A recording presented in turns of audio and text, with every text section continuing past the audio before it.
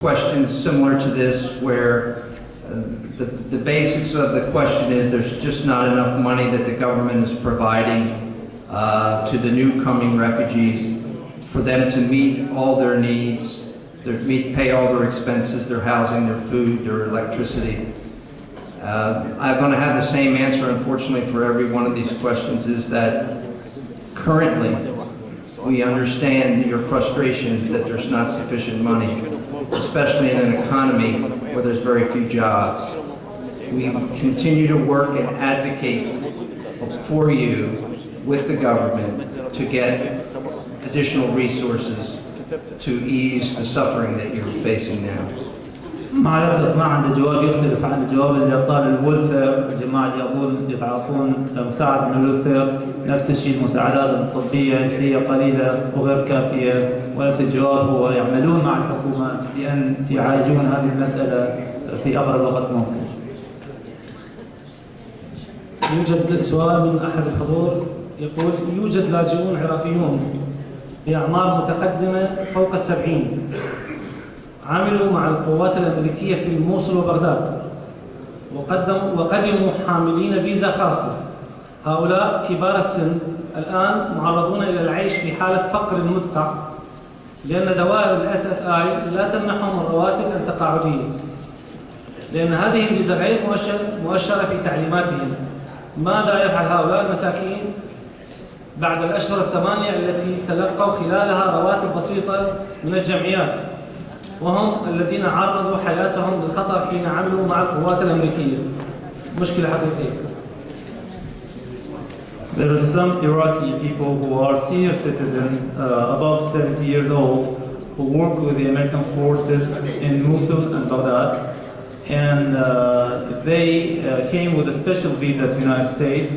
Those elderly people are living in not good conditions, and they are receiving a very traditional salary, small salaries, and they are asking what's going to happen to them after what they have given the United States their best. For those people that were admitted to the United States as special immigrant visas, they're not refugees, so they have a different assistance. The first group of special immigrants who came were only eligible for benefits for 8 months and no benefits after that. That law has recently been changed, and refugees or those who came as special immigrants will be eligible for federal benefits from the time that they arrive. I'm not sure how it affects those people who came before. I would have to check, and I'd be happy to give that answer to these people so they can share it with the community. الأشخاص الجوي بهذه الفيزا هم غير معهم فيزا اللجوء، وحيكون عندهم بنفيت غير بنفيت اللي جاي كلاجئ، لكن هذا probably this guy asked him that he's not receiving the. And it depends when he arrived, because they did change the law recently, and I would have to see if the law is retroactive and will benefit this person, or if it's only for people who came after the law changed. I'm not sure about that. Okay. هذا الشخص سأل السؤال لازم يراجع، لأن القوانين تغيرت وما يعرف القانون هو من الحد اللي يمكن يطبق عليه من الوقت اللي دخل فيه أمريكا، أو من هسه ورايح يطبق القانون عليه. بس خلي يراجع بهالمسألة، لأنه أكو يراجع القوانين للأشخاص اللي عملوا مع الأمريكان وعندهم فيزا خاصة جايين غير لاجئين إلى أمريكا. سؤال من أحد الحضور يقول: إذا كانت الحكومة العراقية تحصل على ما يقرب 60 مليار دولار من عائدات النفط طبعا، فلماذا لا تضبط الحكومة الامريكية وتأخذ قسم من هذه الأموال وتخصصها للاجئين الذين هم ضحية الوضع في العراق؟ ولا أعتقد هذا السؤال هل من مسؤولية السيد كوربين أعتقد؟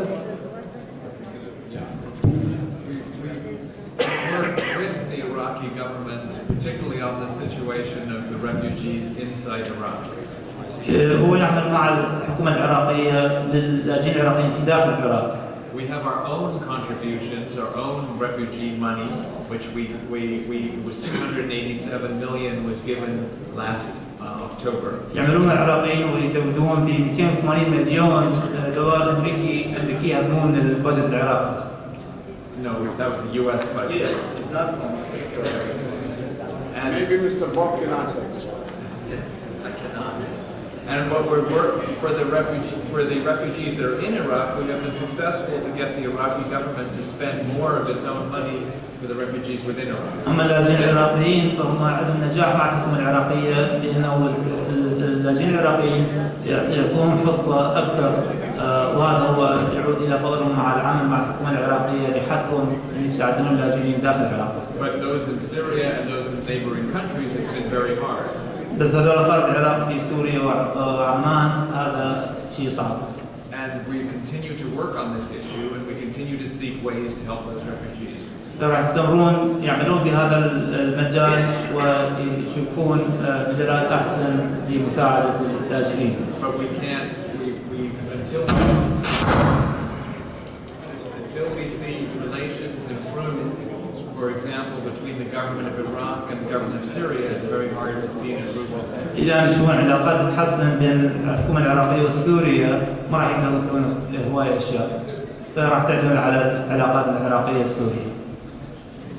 The only thing I could add to that is that organizations like the IRC and other Western NGOs are inside of Iraq trying to assist those people who have been displaced within the country. And in Syria. Yes, and we're also, as Mr. Michael mentioned, that NGOs are in Lebanon, they're in Syria, they're in Jordan, they're in Turkey, all around helping refugees in those countries as well. Those who are either waiting to return to Iraq or waiting for resettlement in another country. وجود الجمعيات الإنسانية في سوريا وفي عمان هي تقدم مساعدة للمواطنين العراقيين.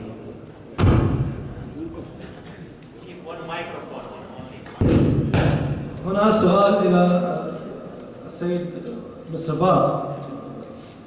سؤال من أحد الحاضرين يقول أنه كثير من المنظمات أو دوائر اللاجئين في سوريا أو في أماكن أخرى من دول الجوار فيها فساد إداري أو مالي، وبعض اللاجئين يعانون من هذه المشكلة. هل وصلتم تقارير بهذا الصدد؟ Have you received any report? Have you received any report regarding organizations that help refugees, whether they have a lot of corruption on them, and do you do anything about it? Are they talking about the United States or in Syria? Some in the United States here, in Syria or Lebanon. We often hear from refugees who are arriving that there were organizations or individuals in other countries that took advantage of them being refugees there, asked them to give money in order to be processed to come to the United States. Any of those reports we pass on to the government so that they can deal with them directly. But I would urge everyone to know that there's no cost for a refugee to apply to come to the United States. No one should be asked to pay any money. If they are, they should report it. That's true of the U.S. organizations as well as the UNHCR, United Nations organizations. ما سامعين ان بعض المنظمات تاخذ فلوس من الناس اللاجئين على مود يقدمون معاملات تسويق الى امريكا. طبعا تقديم الى امريكا كلاجئ ما يكلف شخص اي شيء، هو بلاش، ولهذا اذا اكو شخص نعطيه منه فلوس يقدر يقدم شكوى على هذه المنظمات.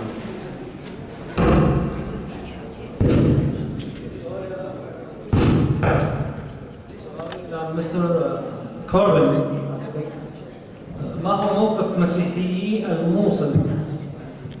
الموقف من مسيحيي الموصل المفروض، حيث يوميا يقتل شخص أو شخصين، ومن هو وراء تهجير المسيحيين؟ وهل العراق بدون حكومة تحمي هذه الأقلية؟ وهو الأخ يقول سؤال هذا للمرة الثانية. Yeah, what's your position, I think the United States position, about the killing of Christians in Mosul, as this daily killing happening there, and who's behind this uprooting the Christians from Iraq? And there is no government to protect the minorities. Today they kill 5. Today 5. Yeah, and this is a horrible situation that we're monitoring very closely. We think it is Al-Qaeda in Iraq that is purposely targeting the minorities for many reasons. To show the government is weak, to create divisions, and to try and show that Iraq cannot succeed. هذا الشيء فظيع. هم يشعرون بكلش متألمين من هذا الشيء ويعتقدون بأنه القاعدة تعمل بهذا الشيء لأن تفرقة جماعتنا العراقيين وهم يعني عينهم على الموضوع هذه المسألة.